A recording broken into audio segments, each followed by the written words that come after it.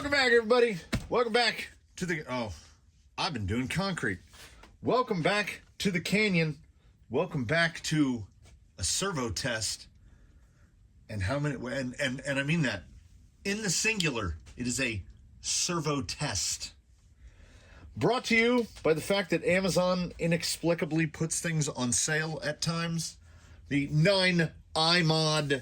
The lyrically named 9imod BLS-HV60MG.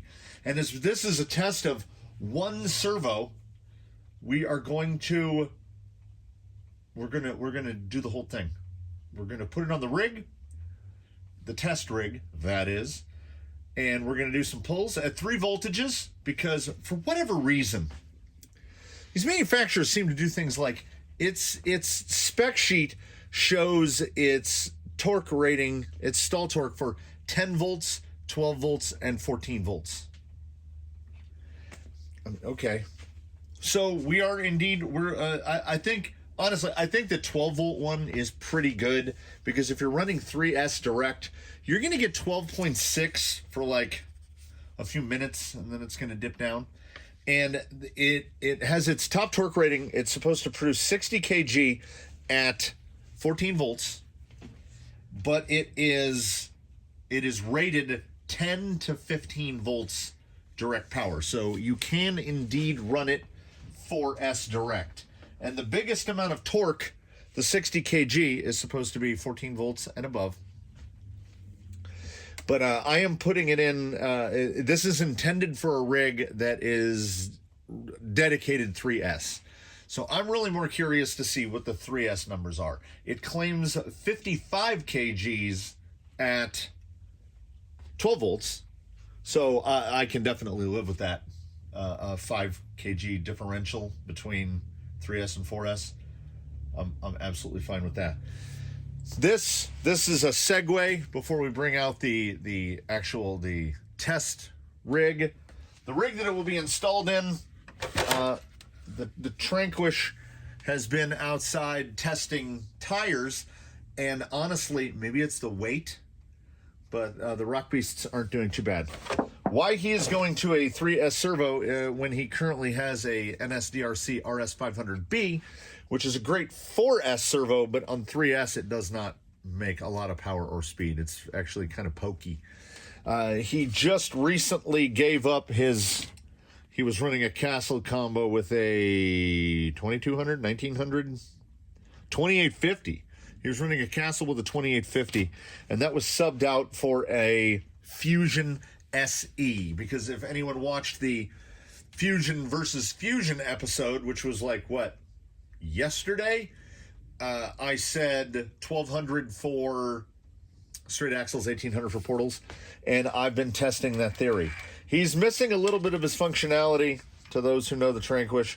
I don't know how that snapped, but I managed to clamp it in so his rear end is locked. So that is where the servo will go in. So there's going to be some behind-the-scenes stuff that no one else has to be privy to, which is like me installing that stuff in there and pulling that servo out. Anyway,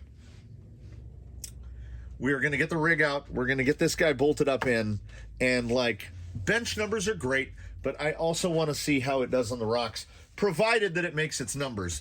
As I have speculated that this and the M60 BHW from Flash Hobby might be the same servo. So we'll see how close this guy comes. 838 is the number we're looking for on ounces. And then I'll do the tippy tappy math. And I got my calculator for big hands. We're ready to go. Let me get the rig out. Let's get this thing powered up. And let's get some numbers. Got it all hooked up to the rig here. This is a stream of consciousness thing. This is how we operate around here. So there's stuff I neglected to mention, and I will mention that now. It came with a little this first servo I've ever gotten with one of these guys. I guess if you're afraid to solder, but I mean, you know, just solder a male JST to your battery plug just like that. And then you won't have to add 6 inches of extra wire. But, I mean, it is nice for them to include that. I had another one. There was something else. Oh, the tiny little bit of, like, seek sound little tiny, and you can see the amps little jiggling around a little bit, but it does pass the important test of you put load on it and nothing, no noise. That's very good. Also, leading to my assumptions about the flash hobby. Ordinarily, it's a clockwise spin of the knob, but if you turn this one clockwise, it goes forward. Speed. It's not the fastest thing I've ever seen, but I think it is more than adequately fast. The Flash Hobby is one of the only other servos that I have tested that is that same reverse configuration, so I have to mentally focus to not go that way and jam the arm into the scale. Make sure we're set to ounces. We are indeed. So here's the first pull at 14 volts. We're looking for a number in that low to mid 800s. 9imod 60 kg, first pull at 14 volts.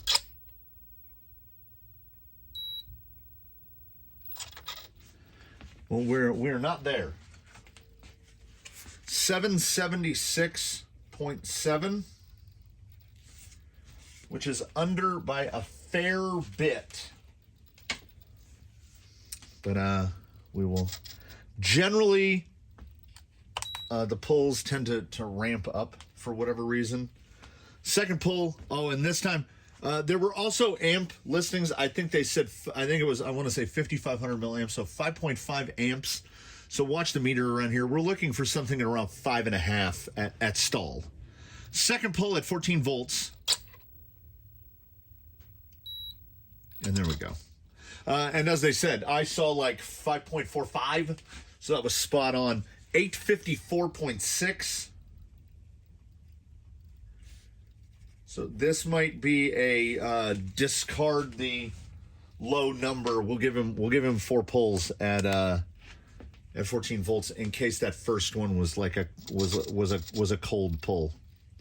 This is the third official pull. We'll see if one gets. I mean, if this one is back down in the 700s. We call it here. Third pull at 4. I'm looking right at the number. 14 volts.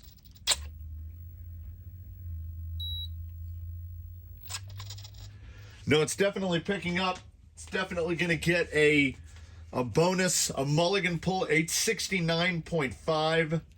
It's definitely going to get a mulligan pull at 14 volts because it is indeed uncorrected making the numbers. And once I dial in the correction factor, if it's within a few percent, I have a little check mark on the box.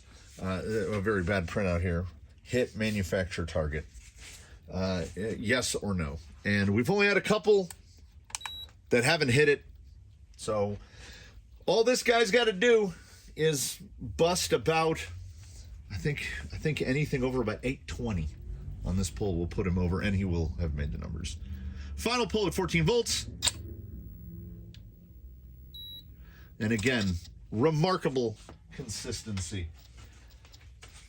I'm going to use an eraser. You know what I do? I use a pencil, and then I cross things out and then write next to them instead of, erasing it.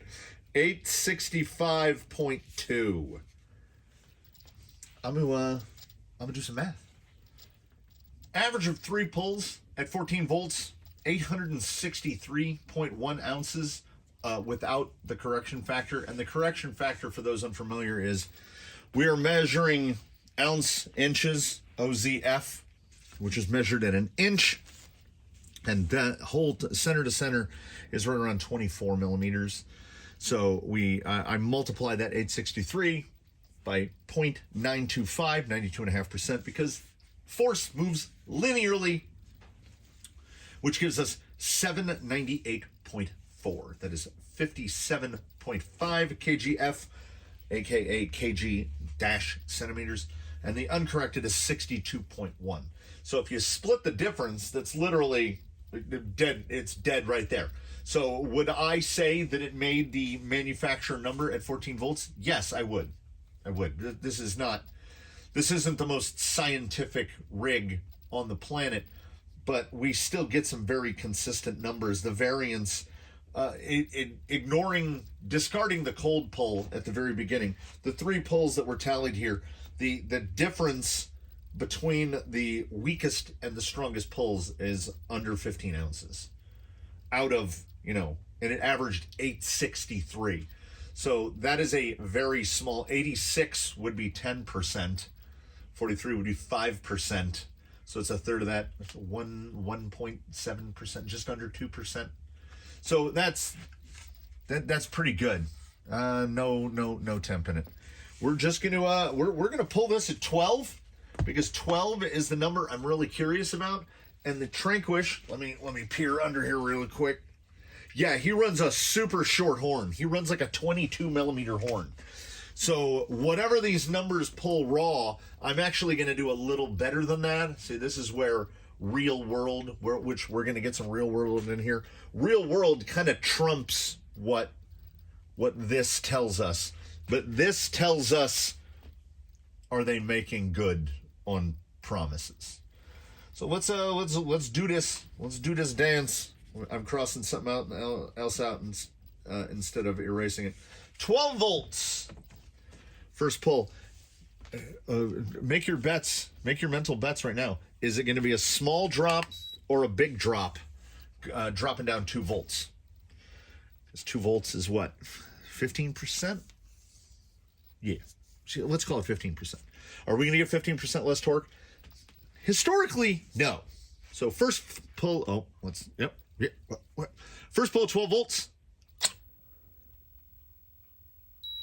Yeah, see, that's wildly encouraging. That's exactly what I wanted to see. I've lost my pencil. 807.5, which is a loss of like 8%. So we went down and so it goes. The torque goes down at about half of the decreased voltage. I would honestly say, based on just that pull, nope. I'm not going to do it. Second pull at 12 volts. Little fade off there. 799.8. And when I say little, boy, do I mean a little. That's 7 ounce differential between first pull and second pull, which is under 1%, like 0.9%. Third and final pull at 12 volts. Oh, we got a drop there. But we roll with it. 754.7. Same thing. Let's do that math. Once again, the 3-pull average at 12 volts, uncorrected 787 ounces. I think it was like 787.3. We're just going to ignore that. We're going to go with whole numbers from here. 787 ounces. 56.7 kilograms, corrected 728 ounces. That is 52.5 kilograms. So it says 55 at 12 volts, and we got uncorrected 56.7 and corrected 52.5. So does it hit the manufacturer target? Yes, I would say it does. It also pretty much spot on hits the amps. It said 5.5, and I wasn't paying attention. I admit. With direct power servos, I don't pay nearly as much attention to the amp numbers as I do receiver powered servos because it's not super critical. Lower numbers will obviously give you a little more runtime because they're not using as much sauce. But like you hear now, I don't know if we're breaking it in or like it'll jitter for you'll get a little, just the tiniest, and then it just stops. And that's what I want. I want to sit here and I want to not hear that servo, and I do not hear that servo. One more little bit of math to do here. So I like to give the benefit of the doubt for the servo leaderboard, which, man, do I really need to update. So we had the average of 863, and this servo is ordinarily right around the same price as a 50 kg flash hobby. I think the ordinary price on AliExpress or when they're available on Amazon is around $56, $57.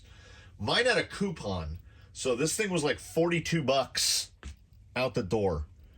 So if I go off of that, if I go off 42 bucks, this thing is making 20.5 ounces per dollar, which is really good. Like really, really, really, really, really good. If we go off of the regular price, 15. That's not terrible. Anything in double digits is good. And in general, once a servo starts getting up into these, making these big numbers, the price, any warmth? No. The price tends to rise accordingly. So like I've got some servos here that make over 1,000 ounces, and boy, do you pay for it. You know, I've got servos that are in the like $7, 7 ounces per dollar. So this guy looks pretty promising on the test rig, but what must be done now is he must be removed from the test rig and installed in a vehicle, because now I want to feel the feel. The numbers look great, and it should be a direct drop in. He also comes with the usual, I don't know how many servos I've gotten now that come with this exact, with the little, like, if you're, you know, like a servo, like for a winch spool, that the generic $2 horn, bunch of plastics, the isolators. That bag comes with a lot of servos. So I now have to go through the rigmarole of pulling this servo out. It shouldn't be too bad. Shouldn't be too bad. I'm going to get this servo out. That RS500 has another vehicle that it's destined for. So servo swap-a-roo. And then we'll actually get some, this guy, and forgive him.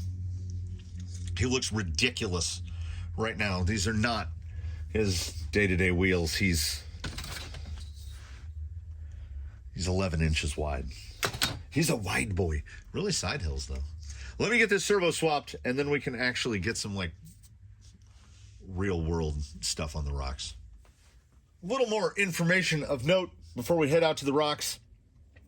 The wires were a little longer than the wires on the RS500 are a little short. You see there, and then if you take like a typical Amazon servo, you got that monster. So they're like right in between, so I could get the wiring run a little more clean than I could before. Most notable though is all I can figure is it's some stylistic choice. Here's a good example of it. There is the seam on the case, right? So you can see the ears are about in the middle of the case. This guy, he's got that big, tall head like this guy, the part that holds the whole transmission, but his tabs are mounted down here like this. So when I tried to just drop it in there, the horn was way down and hitting the panhard bar. So you can see right here, he's got just basic 5mm spacers spacing it up to make up that difference. And it sits really good. But be aware, if you have some sort of rig where your posts are slammed down, you're going to have to make quite a bit of changes. I had to put a little bit of a tweak into the drag link, because the relative height of the horn moved a little. It is neither the fastest, it's pretty fast, right? And that sounds fine. Sounds like a servo, right? Now that is unloaded. That is unladen. When you put some load on this thing, he sounds a little...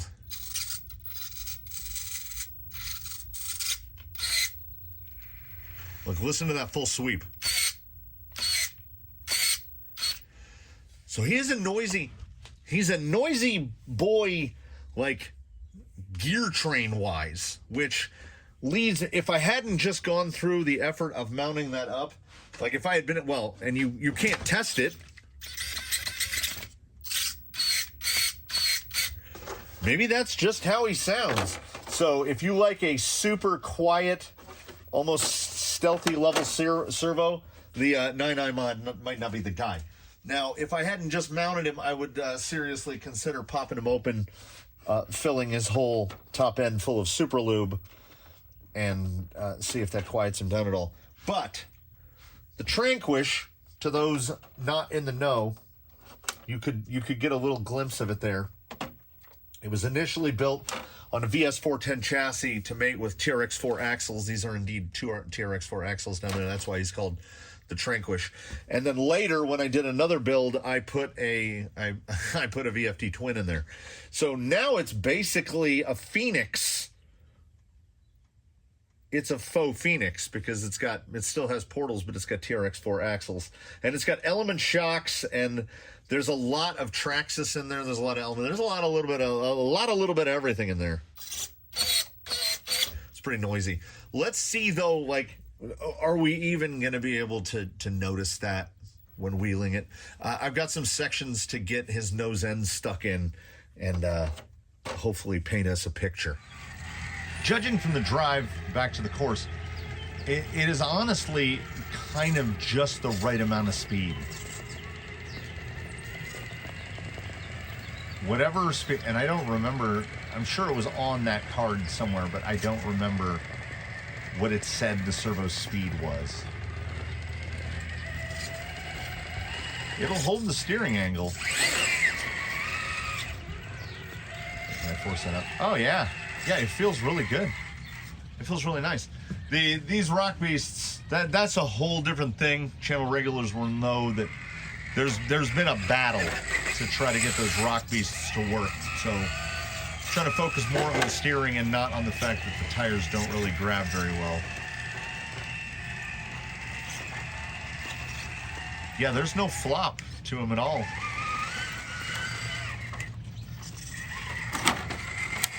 Well, I mean, not other than the flop that I'm responsible for. So we'll try to get this front end bound up. Which, I mean, not here. We're gonna have to move this someplace else. It's just, it is not, it's weird to hear a gear train, let's just say this loud, doing a lot of full lock stuff here. Get high up. There we go.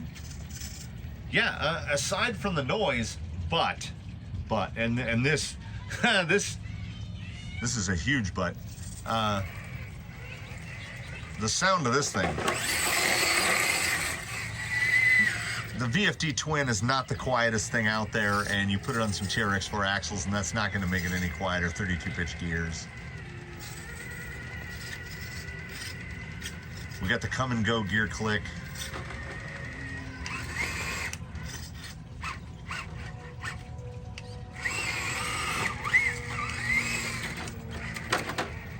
Yeah, I think the biggest compliment that I can perhaps pay is that it's transparent. I'm not noticing the servo at all, unless and for the purposes of this, I'm trying to focus on it. It feels really nice, and here's the deal. Here's a small deal. I got to get back to the screen though. Here's an important point to make about a servo. If you're not using all of the throw, like if you have your endpoints dialed way back, you're not getting all the torque, right? You're not using all the throw, right? Because it's all linear.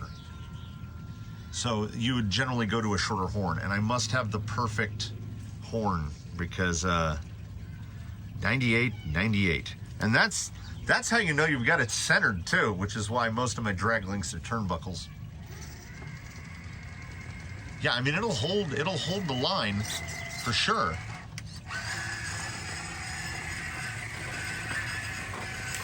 Yeah. Need to get it stuck though. I'm really, this is tangentially related. I am glad Amazon arrived with this servo because I needed a break. I've been doing mortar for like 6 hours. It's coursework day.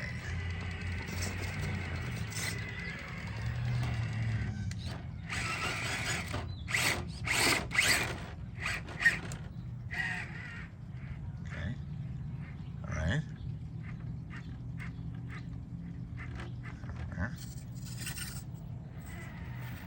This is also kind of me mentally testing the fusion, which has only been in here for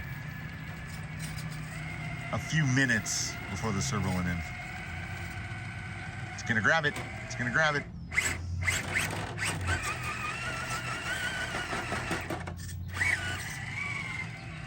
It's just, I mean, wholly unrelated, but the like grip profile of those Rock Beast XLs is just so weird. Like when it's gonna grab and when it isn't.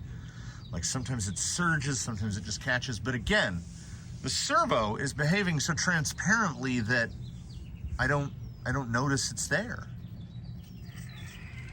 All right, this is where we're gonna tuck in here and get a servo really shoved in, because there's this little, we got like a little double notch to handle here.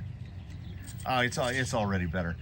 None of you will know this because you haven't driven this rig before, but even when he was on 4S, he used to be 4S with the Castle system, and then I wanted to put the Fusion in here and drop to 3S, so that necessitated the new servo. This right here, that high tire right there, the ability to push that up there, I didn't have that before. I don't know if I can wrap my so there's a little depression that the rear end falls into. Okay, let's try going up higher over here.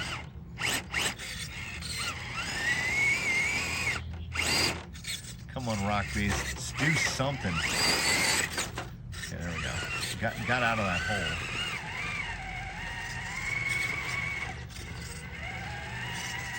Very skatey. It's fast enough. Yeah, if I'm a little more gentle on it.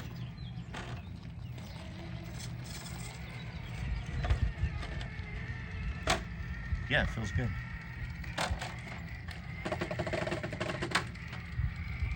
Honestly, it's gonna be kind of tough to. I mean, I'm gonna have to put some more reasonable wheels on here, I think. But he's so wide and stable.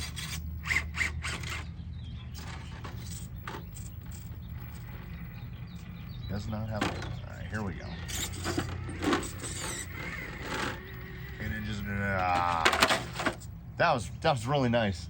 I mean, it didn't end the way we wanted it to, but I basically popped him out by steering into the rock. So we get then, I think, to where I have to make some kind of determination, because this is a direct rival to the Flash Hobby 50 and 60s, and I do believe it is something different. It is. The torque, it's super close, but the sound alone, there's definitely a different gear train in there. So would my recommendation be to buy one of these? Well, it'll be in the affiliate links below. If it's still on that coupon sale, get one. Pick one up, because it's killing it on the torque for dollar. And aside from that, I mean, other than that, but not, you know, like this I can absolutely live with. And at its regular price, it's about the same price as the Flash Hobby 50. Okay, I just knocked a big old rock loose. See, this is why it's going to be really hard for me to get rid of those wide tires.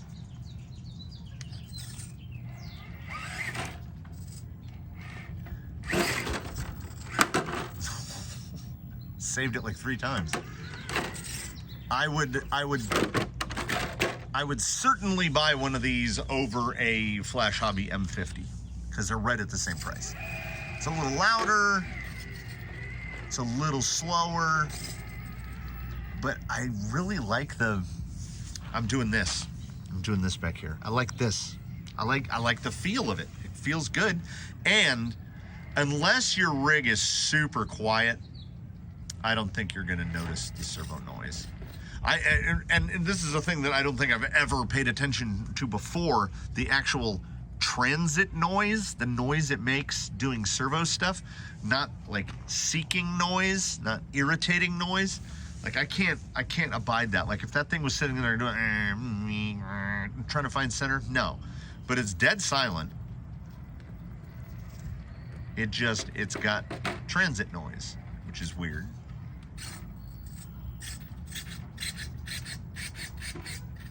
It's definitely got the strength. I mean, let's see if we can just walk the front end back.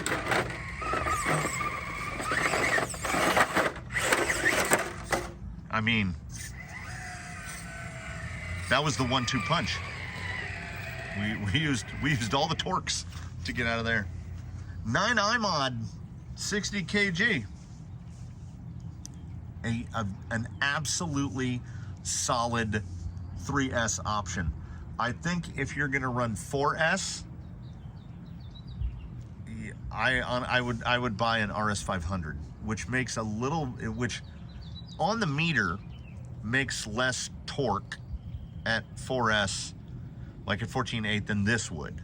This thing should be in that right around just shy of 900, but the RS500 from NSDRC is dead silent. Like when you do this, you could just hear, and I think it peak draws something like 2.2 amps at 4S. So your runtime's even gonna go up. So, but this guy, the 9imod 60 kg, he's not a servo looking for a job. There's a job out there for him already. If you have a 3S dedicated rig, like say you've got something running on a 1080 and you're running 3S, this is a absolutely solid direct power option. I think I prefer the Flash Hobby 60, but just by a little. And with the way Amazon things keep going, everything keeps getting more expensive, more expensive, more expensive. So when I saw this guy at its regular price of like 56, I was like, oh, I'll try one day.